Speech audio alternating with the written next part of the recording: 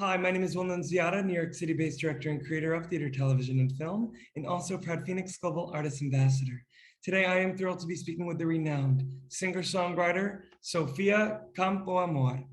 For more on Sophia, you can read more about her right below this video, but in the meantime, here is a sneak peek at the amazing talent of Sophia.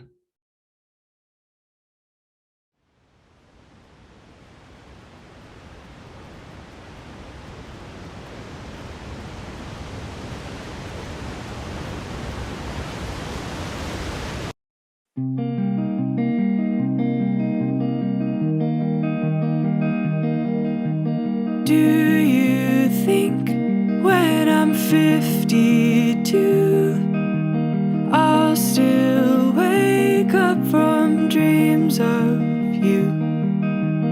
Or could I get it over with before middle age? You'll be ancient myth. What a sweet quarter-life crisis, nice and neat, no one will mind it. Heart skips a beat, you gotta try this. Let me be your quarter-life crisis. We'll burn quick, but the half-life's long. Traces stick after we are gone. Where we'll go, we can't tell at all. Might as well take this time to fall. For a sweet quarter-life crisis, nice and neat, no one will mind it. Heart skips a beat, you've gotta try this. Let me be your quarter-life. Well, hello, Sophia. How are you? I'm doing well. How are you, Will? I'm doing so well and so much better now that the audience got a little sneak peek of your incredible talent. Sophia, you're an acclaimed singer-songwriter right now in the beautiful borough of Brooklyn. And I'm curious for you, Sophia, and for me rather, and for the audience, where were you born and when did you realize that you had a gift for singing? So I was born in Washington, D.C. And when I thought I realized I had a gift for singing, I was probably about 3. I just watched a documentary on the opera singer Andrea Bocelli, and I thought that sort of by osmosis, having seen that documentary, boom, I knew how to sing. So I was out there, arms wide, pretending to sing in Italian in front of all my family and friends. But a little bit later in life, I really enjoyed singing in choirs and getting into musical theater and started working more on my singing for real at that point. Sophia, you have such a beautiful, authentic, original sound. Specifically the song Quarter Life, I mean, it struck me because I'm sure you've, dealt with and have been inspired by singers before that may sound like others, but you're like a fusion of so many, but yet it's still singularly you. Does that make any sense? I appreciate that. Yeah, I'm glad you're receiving it that way. And I'm curious to know when you realized, was there an aha moment for you when you were like, I found my voice. That's where I land. That's my bliss. That feels correct. I think as a singer, that's still kind of happening for me, or it's honestly really been in the last couple of years, or every time I make something new, I feel a little bit more comfortable with, oh, this is something that sounds like me and that feels good to do and feels consistent. That's something that I am excited to keep growing into more.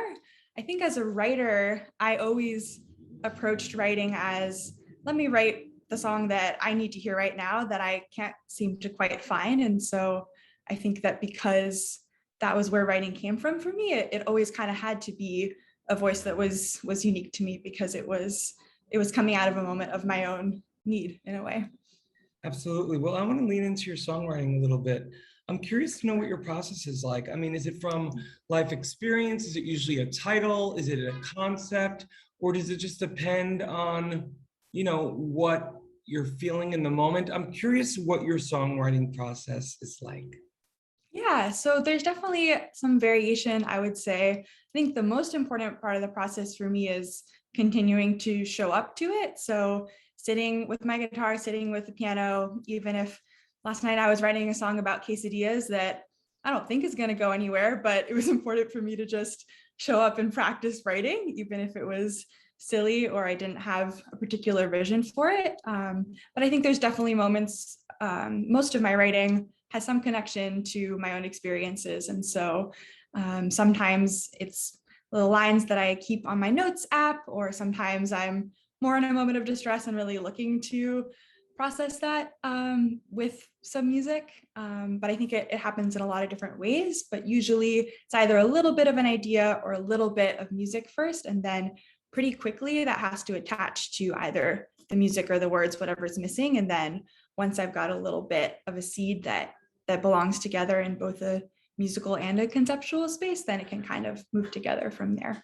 I love this whole notion of showing up. And I think it's important for all young artists, especially, or artists of all ages, who still have that childlike sense of wonder that you obviously have, Sophia, that notion of showing up in being not afraid of maybe trying things out that may be quote unquote silly, but you don't know what idea is then going to unlock the door to the idea. Totally. I'm curious, Sophia, obviously this has been such a hard time for all artists and humans these past 18 months. What you were able to do as a creative to be able to release, any sort of, whether it be trauma or anxiety or just getting your art out there. What are you most excited about in terms of what you have to come in terms of releasing of music in the coming weeks or months? Definitely. So with my last release, I think all three of those songs were written during the course of the pandemic time. And so having them to work on, both writing and then the whole process of releasing them before I could go back to performing, was definitely really meaningful. And at this point where I'm starting to play live shows again, I'm feeling really excited about that. But I do feel like I have a lot of songs that are a little bit backed up now, where I have these ideas for my next project, but I'm sort of trying to juggle that with getting back to performing and figuring out how to make all of that happen at once. But it definitely feels like the opportunity to start sharing the new material with people, even before I have a chance to fully produce it, just gives me a lot of energy for creating that next step.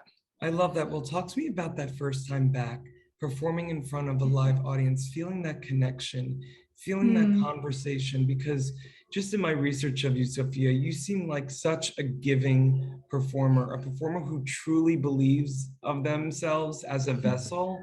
I'm just so curious what that first communal experience was like with that live audience.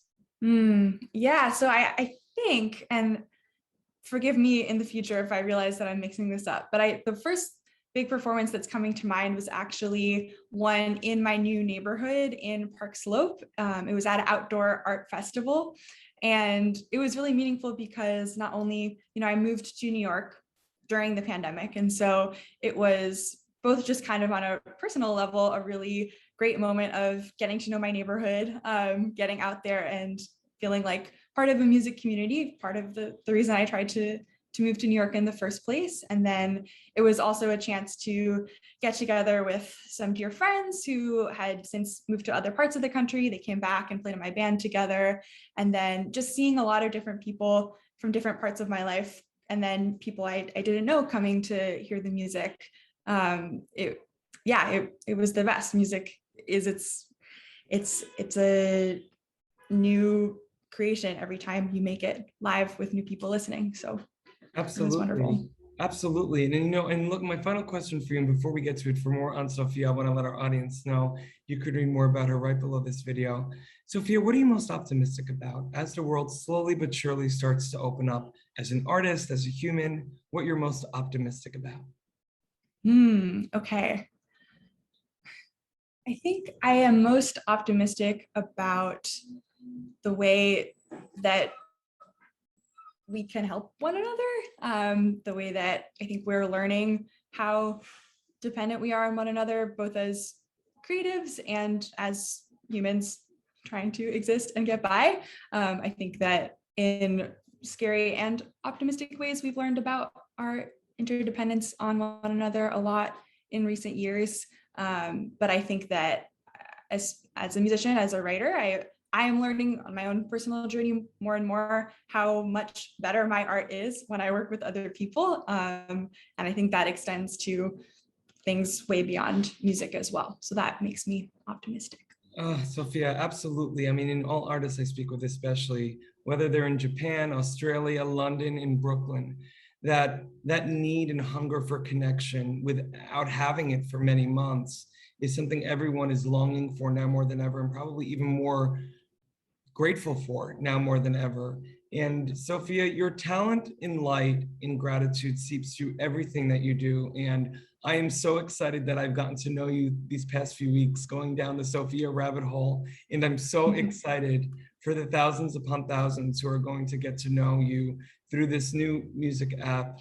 And I'm so grateful for your time today. Thank you so much. Well, it's been a pleasure.